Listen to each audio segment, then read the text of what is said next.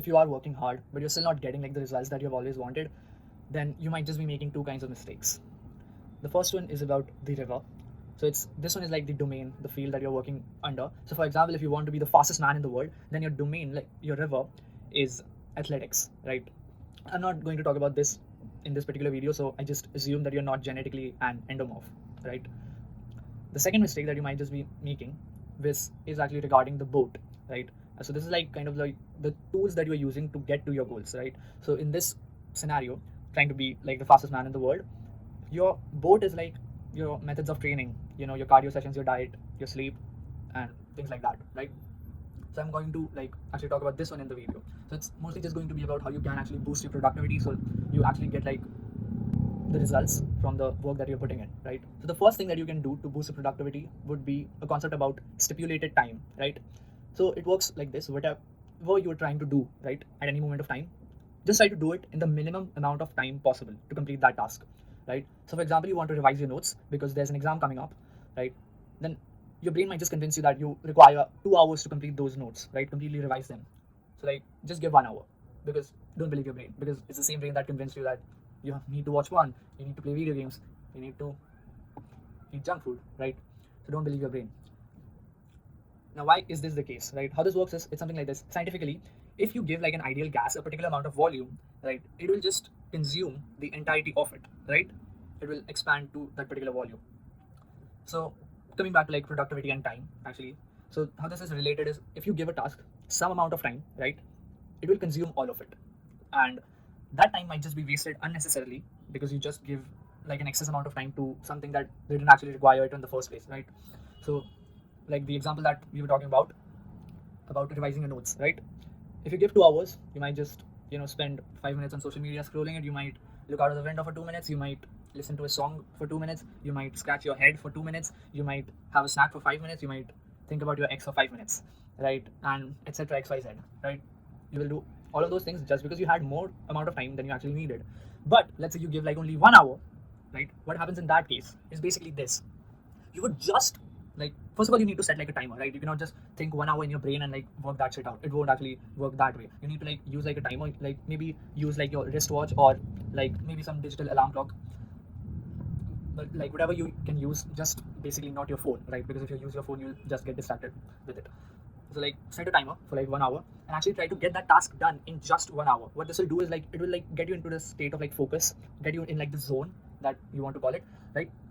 Where you can just do that task and nothing else. So you'll just for 1 hour you'll just revise your notes and do nothing else, right? And this will make like your efficiency improve a lot, and you'll make a lot more progress, because this way you will not be wasting unnecessary time for tasks that don't even need it in the first place. Now, obviously, like with this kind of tactic, uh, when you're trying to give like the minimum amount of time possible, right? It should like there is like a fine line, right? You cannot give a task so much less time that you cannot possibly complete it, right? That's not right. It's like you need to, now this will just like the more you do it, the better you'll get at it. You'll just actually able to comprehend how much time particular tasks will require and just assign that much to them. So you'll just know this by experience. That's how you can get better at it, right? The second point about boosting your productivity would be about how you can be distractionless. So how you do this is like clear your external environment and also like clear your internal environment, right? So about the external environment, it's like your desk, your room. You need to just declutter it, like have it as clean as possible, and there shouldn't be like wrappers of chips that you had earlier. There shouldn't be like your phone in your reach, right? So when you have done that, like when you have cleared your environment, it will be a lot easier to focus on the task and just focus on it, right? But after this, after you have like actually cleared your external environment, then comes the internal environment. So this is like something that happens inside your brain, right? So let's say you're trying to revise your notes, and then some urge comes up in your brain to check like your group chat. Did someone actually reply to your message that you sent? Now this is something that you need to like just avoid, right? You need to like just not actually work on that urge and like actually go and check your phone. Now this is like an internal environment thing. You can just, even if your external environment is clear, your phone is out of your reach, you might just go on and grab it, right? And like, so I have experienced this, like, but right now it doesn't happen because with like practice, like I have got like this skill that I can actually just keep focusing and not get distracted. And it's works like meditation, right? So how this is related is like when you're trying to meditate, what you basically do is you try to refocus on your breath, right? It's not about actually focusing on your breath, it's like refocusing. So you would just like hear this, that you're trying to focus on your breath in meditation, but what actually happens is if you're meditating, right, you're in that state, you will focus on your breath, but then 30 seconds later a random thought about your ex will just come up, then what are you going to actually do? You have two things that you can actually do in this situation. You can just let that thought go, it will just go away in like 10 to 15 seconds, or you can act on it. You can actually indulge in that thought and think about your ex, but that's not what you were supposed to do in the first place, right? You were actually trying to meditate, so you need to like bring your focus back to your breath. So it's actually refocusing on your breath, not focusing on your breath, because the focus part, it will just remain for like some moments, right? And then something will come up in your brain and you need to refocus on your breath. So that's how like meditation and like being distractionless is like actually related. So when you're trying to do something and something comes up in your brain, it might not just be like an urge, right? It is not necessarily that it will just be like you have to go and check your phone. It might just be like, right, for example, a thought about your ex. Now that is not, you will not actually do anything about that thought, you will just indulge in it, right? You will actually think about it, but that's not what you were supposed to do. You were trying to do something, so you need to focus on that. So you try to refocus, bring your focus back to whatever task you're doing at hand, and this will like actually get you very better results that you are getting right now. So since this is actually like an imitation of meditation only, having like this daily meditation, right? Meditation as part of your daily routine for just 5 to 10 minutes, it will help you a lot to like refocus, and it will just basically come with practice. Like the more you try to do something, right? Set a timer for a particular time, being like distractionless, completely in the zone, the better you will get at this skill. You will just get less and less distracted day by day, right? So it's something that is mostly just practice based. One actionable step that you can do right now for being distractionless is actually just try to clear your environment right now, because you won't actually do this after watching the video. You might just skip on to another video. So just take the actionable step right now. Just clear your room and clear your desk. And actually, honestly, well, I just my desk was already basically cleared, but my room wasn't actually clear.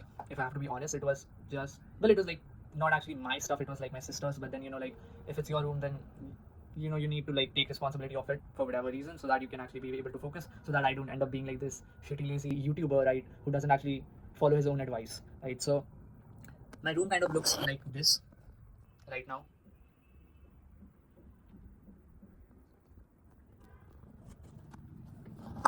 and my desk is like this.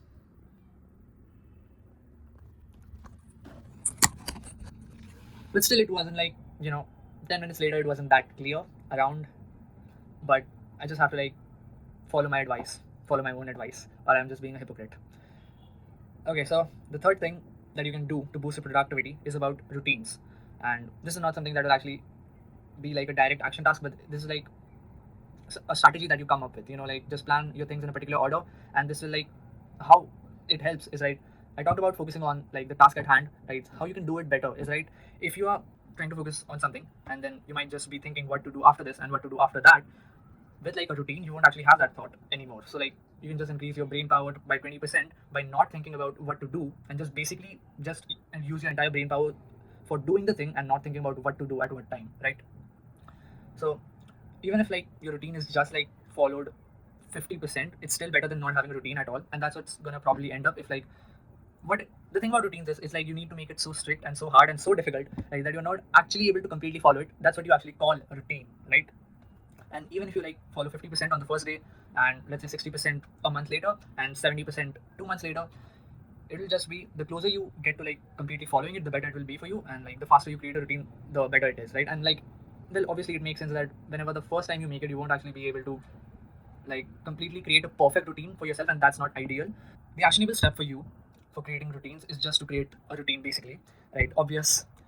So don't like create it on your phone or your laptop, because I have tried it, and like so I created like this routine on my phone on the Notes app, but it didn't actually work out, because then what, anyways, if I'm not going to keep my phone in my room, or even if I create it on my laptop, I won't like keep checking it the entire time, because I don't want to get distracted by that stuff. So that's what's going to end up happening if I have like a routine on some kind of a tech device. So it would just be better for you to like take a piece of paper, write down your a routine, and like just take 10 minutes. Okay, don't take like 10 days to do that, because that's what actually happens when you're trying to make a routine. You just procrastinate on that stuff because you want to make it so perfect in the first place that you just take 10 days, and then you end up not even doing it. You don't even create a routine. That's what happens. So like don't procrastinate.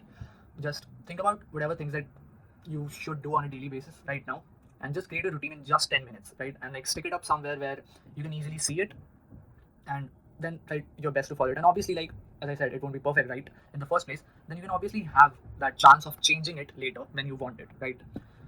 And I have like my routine on my desk. That's still not completely perfect till now, and like it's not actually the entire routine. Like whenever like I have the break time in between, I do like tasks like creating YouTube videos or going to the gym, but it's actually not written in my routine, and that's maybe like a disadvantage. I should like improve that. I should edit my routine and make it better, and maybe I'll do it after this video. And that's it for today's video. Thanks for watching.